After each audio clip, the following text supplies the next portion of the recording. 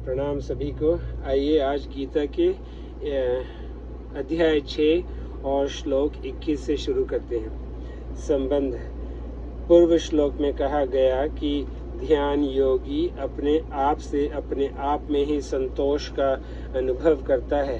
अब उसके बाद क्या होता है इसको आगे के श्लोक में बताते हैं। सुख मात्यंतिक यतद बुद्धि ग्राहम मतीन्द्रियम व्यक्ति यत्र न चेवाय स्थित स्वचलती तत्वत।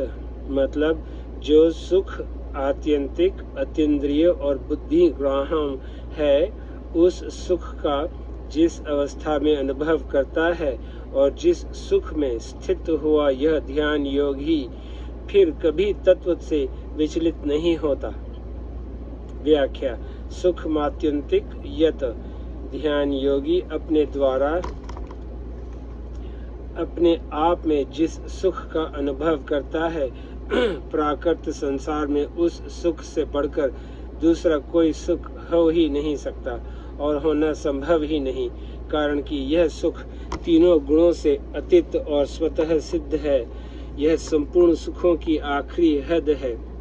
सा काष्ठा सा परागति।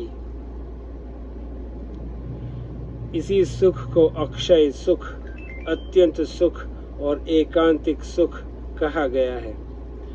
इस सुख को यहाँ आत्यंतिक कहने का तात्पर्य है कि यह सुख सात्विक सुख से विलक्षण है, कारण कि सात्विक सुख तो परमात्मा विषयक बुद्धि की प्रसन्नता से उत्पन्न होता है, गीता। परंतु यह आत्यंतिक सुख उत्पन्न नहीं होता, प्रत्युत यह स्वतः सिद्ध अनुत्पन्न सुख है। अतीन्द्रियम। इस सुख को इंद्रियों से अतीत बताने का तात्पर्य है कि यह सुख राजस सुख से विलक्षण है। राजस सुख सांसारिक वस्तु, व्यक्ति, पदार्थ, परिस्थिति आदि के संबंध से पैदा होता है और इंद्रियों द्वारा भोगा जाता है। वस्तु, व्यक्ति आदि का प्राप्त होना हमारे हाथ की बात नहीं है, पर और प्राप्त होने पर उस सुख का भोग उस विषय मतलब वस्तु, व्यक्ति आदि के ही अधीन होता है। अतः राजस सुख में पराधीनता है, परंतु आत्यंतिक सुख में पराधीनता नहीं है, कारण कि आत्यंतिक सुख इंद्रियों का विषय नहीं है। इंद्रियों की तो बात ही क्या है, वहाँ मन की भी पहुँच नहीं है। यह सुख तो स्वयं के द्वारा ही अनुभव में आता है। अतः इस सुख को अतीन्द्रिय कहा गया है। बुद्धि ग्राहम। इस सुख को बुद्धि ग्राह्य बताने का तात्पर्य है कि यह सुख तामस सुख से विलक्षण है। तामस सुख निद्रा, आलस्य और प्रमाद से उत्पन्न होता है। गाढ़ निद्रा मतलब सुषुप्ति अवस्था। गाढ़ निद्रा में सुख तो मिलता है, पर उसमें बुद्धि लीन हो जाती है। आलस्य और प्रमाद में भी सुख होता है, पर उसमें बुद्धि ठीक ठीक जागृत नहीं रहती तथा विवेक शक्ति भी लुप्त हो जाती है। परंतु इस आत्यंतिक सुख में बुद्धि लीन नहीं होती और विवेक शक्ति भी ठीक जागृत रहती है। पर इस आत्यंतिक सुख को बुद्धि पकड़ नहीं सकती, क्योंकि प्रकृति का कार्य बुद्धि प्रकृति से अतीत स्वरूप भूत सुख को पकड़ ही कैसे सकती है।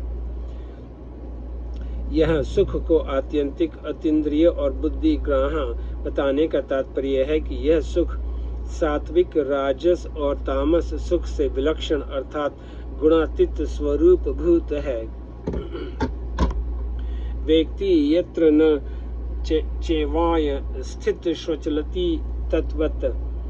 ध्यान योगी अपने द्वारा ही अपने आप के सुख का अनुभव करता है और इस सुख में स्थित हुआ वह कभी कृष्ण मात्र भी विचलित नहीं होता, अर्थात इस सुख की अखंडता निरंतर स्वतः बनी रहती है।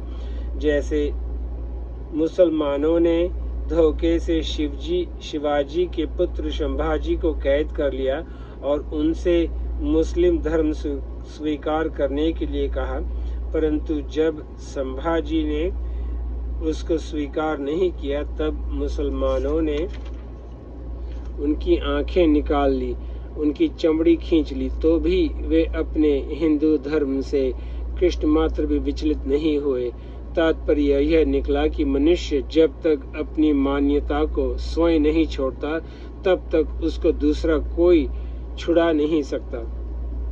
जब अपनी मान्यता को भी कोई छुड़ा नहीं सकता तो फिर जिसको वास्तविक सुख प्राप्त हो गया है और उस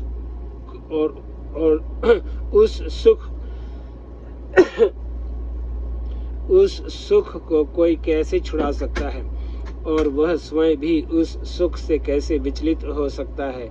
नहीं हो सकता। मनुष्य उस वास्तविक सुख से, ज्ञान से, आनंद से कभी चलायमान नहीं होता। इससे सिद्ध होता है कि मनुष्य सात्विक सुख से भी चलायमान होता है, उसका समाधि से भी व्युत्थान होता है, परंतु आत्यंतिक सुख से अर्थात तत्व से वह कभी विचलित और व्यथित नहीं होता, क्योंकि उसमें उसकी दूरी, भेद, भिन्नता मिट गई और अब केवल वह रह गया। अब वह विचलित और व्यथित कैसे हो? विचलित और व्यथित तभी होता है जब जड़ता का कृष्ण मात्र भी संबंध रहता है। जब तक जड़ता का संबंध रहता है तब तक वह एक रस नहीं रह सकता, क्योंकि प्रकृति सदा ही क्रियाशील रहती है। अब श्लोक 22 से शुरू करते हैं। संबंध ध्यान योगी तत्व से चलायमान क्यों नहीं होता? इसका कारण आगे के श्लोक में बताते हैं। यो लब्ध्वा चापरं लाभ मन्यते नाधिक तत् यस्मिंस्थ तथो न दुखेन गुरुणापि विचाल्यते। जिस लाभ की प्राप्ति होने पर उससे अधिक कोई दूसरा लाभ उसके मानने में भी नहीं आता, और जिसमें स्थित होने पर वह बड़े भारी दुख से भी विचलित नहीं किया जा सकता। यो लब्ध्वा चापरं लाभं मन्यते नाधिक तत् यस्मिंस्तथो न दुखेन गुरुणापि विचाल्यते। व्याख्या। यो लब्ध्वा चापरं लाभं मन्यते नाधिक तत्। मनुष्य को जो सुख प्राप्त है उससे अधिक सुख दिखता है तो वह उसके लोभ में आकर विचलित हो जाता है। जैसे किसी को 1 घंटे के 100 रुपए मिलते हैं, अगर उतने ही समय में दूसरी जगह 1000 रुपए मिलते हों तो वह 100 रुपयों की स्थिति से विचलित हो जाएगा और 1000 रुपयों की स्थिति में चला जाएगा। निद्रा, आलस्य और प्रमाद का तामस सुख प्राप्त होने पर भी जब विषय जन्य सुख ज्यादा अच्छा लगता है, उसमें अधिक सुख मालूम देता है, तब मनुष्य तामस सुख को छोड़कर विषय जन्य सुख की तरफ लपक कर चला जाता है। ऐसे ही जब वह विषय जन्य सुख से ऊंचा उठता है तब वह सात्विक सुख के लिए विचलित हो जाता है, और जब सात्विक सुख से भी ऊंचा उठता है तब वह आत्यंतिक सुख के लिए विचलित हो जाता है। परंतु जब आत्यंतिक सुख प्राप्त हो जाता है तो फिर वह उससे विचलित नहीं होता, क्योंकि आत्यंतिक सुख से बढ़कर दूसरा कोई सुख, कोई लाभ है ही नहीं। आत्यंतिक सुख में सुख की हद हो जाती है। ध्यान योगी को जब ऐसा सुख मिल जाता है तो फिर वह इस सुख से विचलित हो ही कैसे सकता है। यस्मिंस्तथो न दुखेन गुरुणापि विचाल्यते। मतलब विचलित होने का दूसरा कारण है कि लाभ तो अधिक होता हो पर साथ में महान दुख हो तो मनुष्य उस लाभ से विचलित हो जाता है। जैसे 1000 रुपए मिलते हो पर साथ में प्राणों का भी खतरा हो तो मनुष्य 1000 रुपयों से विचलित हो जाता है। ऐसे ही मनुष्य जिस किसी स्थिति में स्थित होता है वहाँ कोई भयंकर आफत आ जाती है तो मनुष्य उस स्थिति को छोड़ देता है। परंतु यहाँ भगवान कहते हैं कि आत्यंतिक सुख में स्थित होने पर योगी बड़े से बड़े दुख से भी विचलित नहीं किया जा सकता। जैसे किसी कारण से उसके शरीर को फांसी दे दी जाए, शरीर के टुकड़े टुकड़े कर दिए जाएं, आपस में भिड़ते 2 पहाड़ों के बीच में शरीर दबाकर पिस जाए, जीते जी शरीर की चमड़ी उतारी जाए, शरीर में तरह तरह के छेद किए जाएं, उबलते हुए तेल में शरीर को डाला जाए। इस तरह के गुरुतर महान भयंकर दुखों के एक साथ आने पर भी वह विचलित नहीं होता। वह विचलित क्यों नहीं किया जा सकता? कारण कि जितने भी दुख आते हैं वे सब प्रकृति के राज्य में अर्थात शरीर, इंद्रियां, मन, बुद्धि में ही आते हैं, जबकि आत्यंतिक सुख स्वरूप बोध प्रकृति से अतीत तत्व है। परंतु जब पुरुष प्रकृतिस्थ हो जाता है अर्थात शरीर के साथ तादात्म्य कर लेता है, तब वह प्रकृति जन्य अनुकूल प्रतिकूल परिस्थिति में अपने को सुखी दुखी मानने लग जाता है।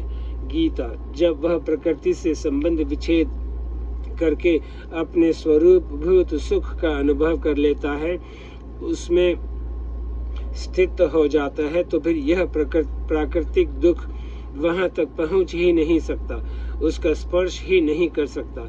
इसीलिए शरीर में कितनी ही आफत आने पर भी वह अपनी स्थिति से विचलित नहीं किया जा सकता। आइए आज यहीं पे समाप्त करते हैं, फिर कल श्लोक 23 से शुरू करेंगे। नमस्ते।